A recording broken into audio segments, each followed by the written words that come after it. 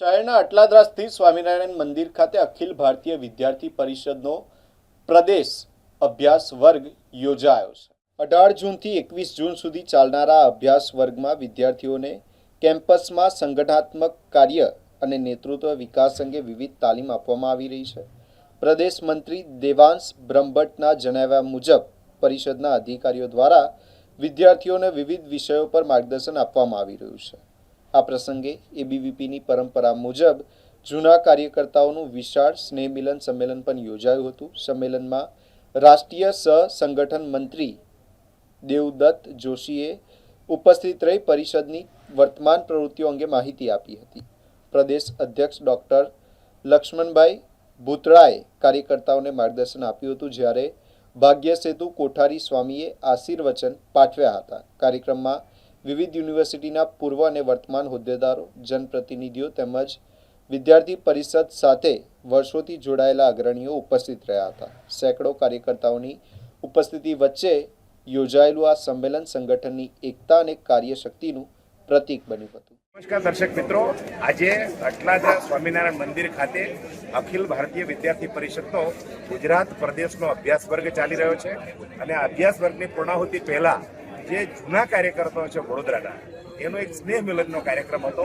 આપણી પાસે અખિલ ભારતીય વિદ્યાર્થી પરિષદ ગુજરાત પ્રદેશના મંત્રી એવા દેવાંશભાઈ બ્રહ્મભટ્ટ છે। આપણે દેવાંશભાઈને પૂછીએ, આજનો અહીંયા કાર્યક્રમ છે, કેટલા દિવસનો અભ્યાસ વર્ગ છે અને આ સ્નેહ મિલન કાર્યક્રમમાં કોણ કોણ પધાર્યું છે?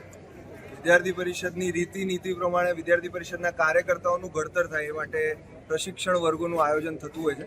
ગુજરાત પ્રદેશ અભ્યાસ વર્ગ 2નું આયોજન 18 થી 21 જૂન વડોદરા ખાતે અટલાદરા સ્વામિનારાયણ મંદિરમાં આયોજિત કરવામાં આવ્યું છે। એમાં 250થી વધારે કાર્યકર્તાઓ પૂરા ગુજરાતના જિલ્લાઓમાંથી અત્રે આવ્યા છે અને વિદ્યાર્થી પરિષદની કાર્યપદ્ધતિથી લઈ અને વિદ્યાર્થી પરિષદનો ઇતિહાસ જેવા વિવિધ વિષયો પર ચર્ચા કરી છે।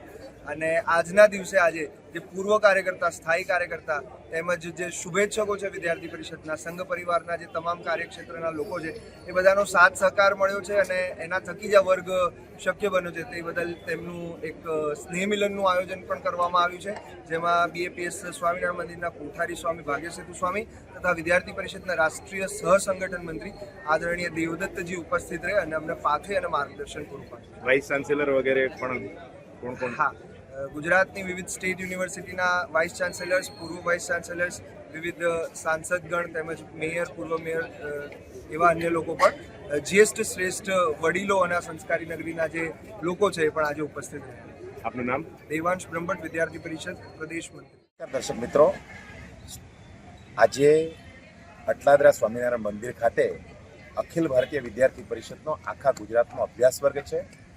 આ અભ્યાસ વર્ગના કાર્યક્રમમાં આજે સ્નેહ મિલનનો કાર્યક્રમ છે। આ કાર્યક્રમમાં અતિથિ તરીકે પધાર્યા છે ગોવિંદ ગુરુ યુનિવર્સિટીના વાઇસ ચાન્સેલર હરિભાઈ કઠારિયા। કઠારિયા સાહેબ, આજે તમે આ કાર્યક્રમમાં પધાર્યા છો, આખો કાર્યક્રમ શું છે દર્શક મિત્રો જણાવો। મને જણાવતા આનંદ થાય છે કે આજે અખિલ ભારતીય વિદ્યાર્થી પરિષદના ગુજરાત પ્રાંતના અભ્યાસ વર્ગની સાથે સાથે સ્નેહ મિલનનો કાર્યક્રમ પણ રખાયો છે અને આ કાર્યક્રમની અંદર ભૂતપૂર્વ કાર્યકરો અને શુભચિંતકો એ બધાને ઇન્વાઇટ કર્યા છે અને સાચે જ આ કાર્યક્રમમાં જ્યારે હાજર રહેવાનો મોકો મળ્યો ત્યારે ઘણા જૂના કાર્યકરો, શુભચિંતકો અને મળવાનું થયું અને એક જૂના દિવસો આપણે યાદ કરતા હોય એ રીતે બધા મળ્યા અને બધા પોતાના સંસ્મરણો વાગોળ્યા અને પરિષદનો જે આખો વિકાસ થઈ એ વિકાસ ગાથાના બધાએ ગુણગાન કર્યા અને રાષ્ટ્ર નિર્માણમાં